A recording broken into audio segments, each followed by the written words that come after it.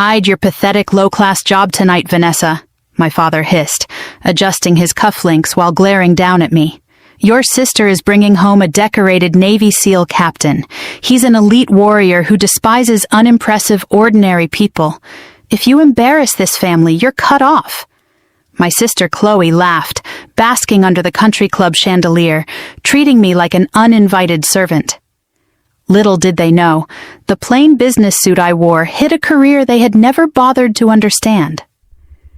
When the front doors opened and Captain Marcus Vance walked in with a chest full of ribbons, the dining hall fell silent. He didn't look at my father. He didn't look at Chloe. He locked eyes with me, dropped his champagne glass to the floor, snapped to rigid attention, and whispered, "Dear God, it's the Whiteout Hero." My name is Vanessa Hill. For the past 12 years, my life hasn't belonged to country clubs or social status. It has belonged to the United States Army. I earned the rank of Lieutenant Colonel not through family connections, but through blood, sweat, and leading covert operations in places most people will never see on a map. Because of the strict operational security surrounding my service, I never spoke about my missions at home. Whenever my family asked what I did, I simply told them I handled government administrative logistics. To my father, Richard, that sounded like a boring, dead-end desk job. Richard only cared about appearances. To him, my younger sister, Chloe, was the family masterpiece. She was a socialite who spent her days spending his money and curating the illusion of high society. Tonight was supposed to be Chloe's ultimate crowning achievement. She had recently started dating Captain Marcus Vance, a revered and heavily decorated Navy SEAL captain whose reputation in special operations circles was practically legendary. My father had rented the Grand Oak Ballroom to host an extravagant celebration in Marcus's honor. Richard saw this upcoming engagement as our family's golden ticket into elite social circles. I was only invited out of obligation, and the moment I walked through the doors in a modest business blazer, my father pulled me aside with pure venom in his eyes. To them, I was just an embarrassing, low-earning liability who needed to stay invisible while Chloe basked in stolen glory. "Look at yourself, Vanessa," Richard muttered, his voice sharp enough to cut glass. He glanced disapprovingly at my tailored charcoal blazer before looking over at Chloe, who was preening in a $5,000 designer gown. "You look like an underpaid file clerk. If Marcus sees you looking so drab, he might think this entire family lacks pedigree." Chloe chimed in with a cruel smirk, adjusting her diamond tennis bracelet. "Dad, don't be too hard on her. Some people just aren't cut out for luxury. Vanessa is used to fluorescent lights and cubicles. She probably thinks a fancy dinner means getting extra breadsticks." They laughed together, basking in their shared arrogance. My father didn't seat me at the main head table alongside the floral centerpieces and crystal decanters. Instead, he relegated me to a small, isolated table near the kitchen doors, practically hidden behind a large potted fern.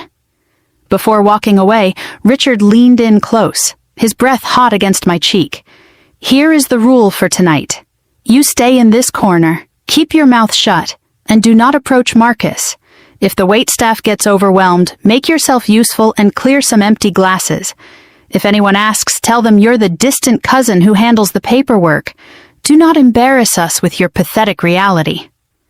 I took a sip of ice water, watching them strut toward the main entrance. For 12 years, I had faced down armed insurgents and held command under artillery fire. Richard's petty threats didn't hurt me. They only proved how small his world truly was. The double oak doors of the ballroom swung open, and a hush fell over the entire room.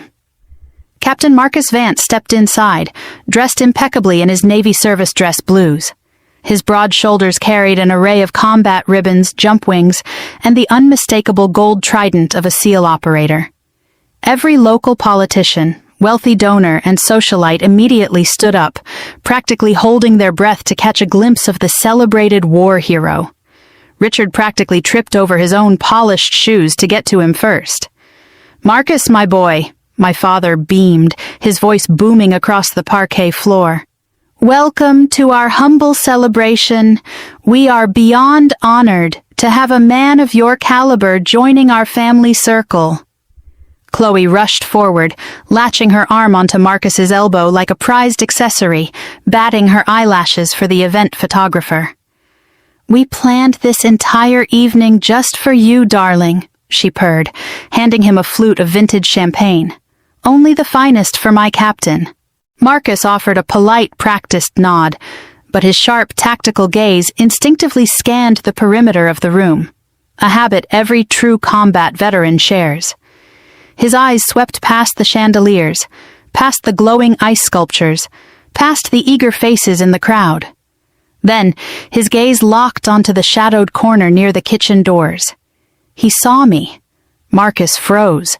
The confident posture drained instantly from his frame, replaced by sheer disbelief. The crystal champagne flute slipped from his fingers, shattering across the polished marble floor. His voice was barely a whisper, yet it cut through the room. "Dear God, it's the Whiteout Hero." The sound of shattering crystal echoed through the dead, silent ballroom. Chloe gasped, stepping back to protect her designer shoes from the spilled champagne, while Richard quickly motioned for a server to clean up the mess. "Marcus, don't worry about that at all." Richard laughed nervously, reaching out to pat the seal's shoulder. "Just a minor accident.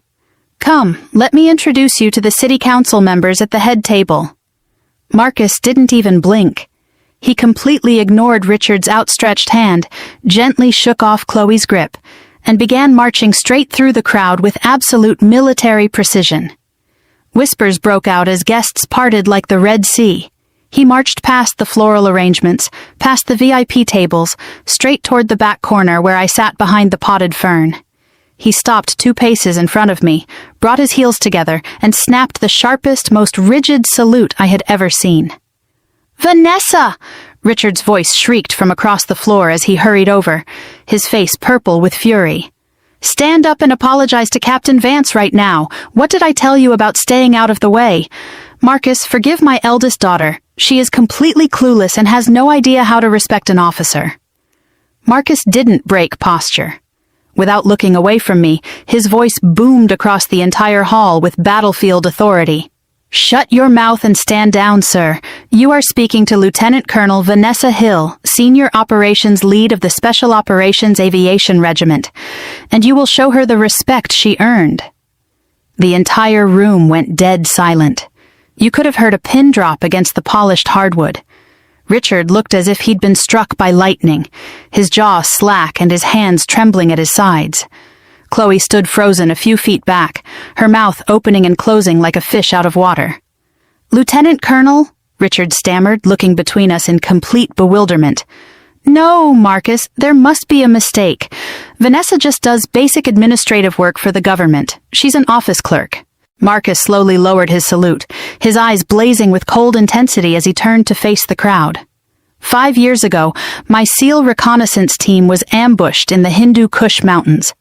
We were pinned down on a frozen ridge, taking heavy fire in a Category 4 blizzard, 0 visibility, wind gusts over 70 miles per hour. My radio operator was hit, our weapons were jamming, and every single conventional air unit refused to fly in those conditions. They told us extraction was impossible and wrote us off as casualties. He gestured toward me, his voice carrying the raw weight of combat memory. Then came call sign Whiteout. Lieutenant Colonel Hill didn't just authorize the mission, she personally took the stick of the lead modified Black Hawk.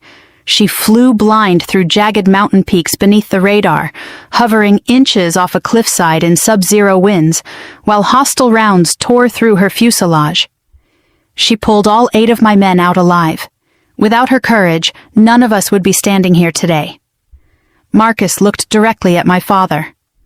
Her service and courage represent the very best of our military. A chorus of stunned gasps rippled through the banquet hall. Several older gentlemen at the high tables, retired military officers and city officials, immediately rose to their feet in quiet reverence, looking over at my corner with deep admiration. Chloe's face twisted in desperate panic. She rushed over, forcing an uncomfortable, high-pitched laugh as she grabbed Marcus's arm. "Marcus, honey, stop making jokes. You're ruining our special night. Vanessa isn't a hero. She's just boring. She probably paid someone to make up those stories so she could steal my spotlight." Marcus pulled his arm away from Chloe as if her touch burned. He looked at her with pure disgust. "You think 18 combat citations and saving 8 American lives is a joke? I thought you were just a bit vain, Chloe, but you are utterly hollow. If you can mock a true warrior who happens to be your own sister, you are nowhere near the kind of woman I would ever build a life with." Richard rushed forward, breaking out into a cold sweat. "Marcus, please, let's not be hasty. We didn't know. If Vanessa had just told us about her career, we would have given her the place of honor." "That's the difference between you and her, sir," Marcus answered coldly, his voice ringing out so everyone could hear. "A real professional doesn't need to brag or wear their awards to demand basic human decency. You treated her like dirt because you only value people who feed your shallow vanity." The country club elite completely turned their backs on Richard and Chloe. Richard and Chloe stood frozen as the guests began applauding for me, completely abandoning the engagement party they had staged for themselves. My father tried to step closer, his hands trembling as he offered a desperate, hollow apology. "Vanessa, sweetheart, we're so proud of you. Come sit at the head table. Let us make this right." I looked at him with calm detachment. "You didn't want a daughter, Richard. You wanted an ornament. I've spent 12 years serving a country that values honor, loyalty, and quiet sacrifice. I don't need your approval, and I certainly don't need a seat at your table." Without another word, I picked up my clutch and walked toward the grand exit. Marcus followed right beside me, leaving Chloe weeping in frustration in the middle of the crowded ballroom. Outside, in the cool evening air, Marcus poured 2 simple glasses of water from a terrace table and raised his in a quiet toast. "To Whiteout," he said softly, a genuine smile replacing his stern combat face. "It was an honor to serve alongside you, ma'am." "The honor was mine, Captain," I replied. True strength never needs to shout, and real dignity cannot be bought with designer clothes or expensive parties. Now, I'm curious about you watching this story tonight. What would you have done if your own family treated you this way? Comment below with the city you're watching from, and don't forget to like and subscribe for more stories.